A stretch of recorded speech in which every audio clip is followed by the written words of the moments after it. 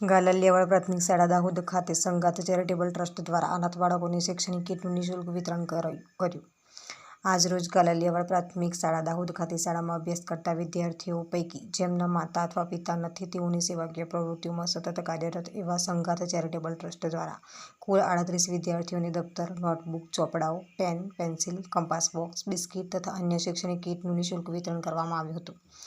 આ તબક્કે શાળા પરિવારના સદસ્યો, વિદ્યાર્થીઓના વાલીઓ, ગ્રામજનો, યુવાનો તથા શાળા પરિવાર તથા એસએમસી સભ્યો વિશેષ ઉપસ્થિત રહ્યા હતા, જેમણે એક શૈક્ષણિક કીટની કુલ અંદાજિત કિંમત ₹500થી વધુ હતી.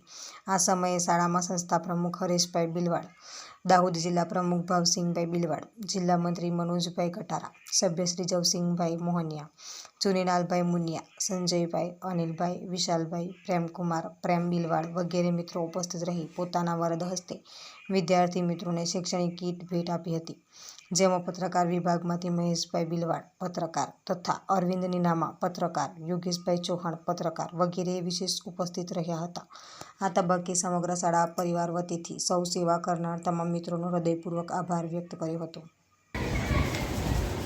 નમસ્તે. આજરોજ ગાલલિયાવાડ પ્રાથમિક શાળા ખાતે કુલ 38 એવા વિદ્યાર્થી મિત્રો કે જેઓના માતા અથવા પિતા હયાત નહોતા તેઓને દફતર, નોટબુક, પેન્સિલ, કંપાસ તેમજ દફતર સાથે અન્ય શૈક્ષણિક સાધન સામગ્રીની કીટ આજરોજ ગાલલિયાવાડ પ્રાથમિક શાળામાં સંગાત ચેરિટેબલ ટ્રસ્ટ દ્વારા 38 જેટલા વિદ્યાર્થીઓને વિનામૂલ્યે આપવામાં આવેલી છે.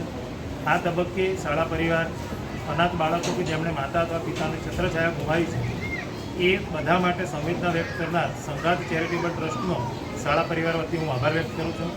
એમનું આ કામ સેવાની સુવાસ ખૂબ દૂર દૂર સુધી ફેલાય એવી પણ શુભેચ્છા પાઠવીએ છીએ અને બાળકોને આ રીતે શૈક્ષણિક મદદ કરી છે એ માટે સમગ્ર શાળા પરિવાર, શાળાના આચાર્યશ્રી, ગ્રામજનો, એસએમસી તેમજ તમામ વતીથી હું આભાર વ્યક્ત કરું છું.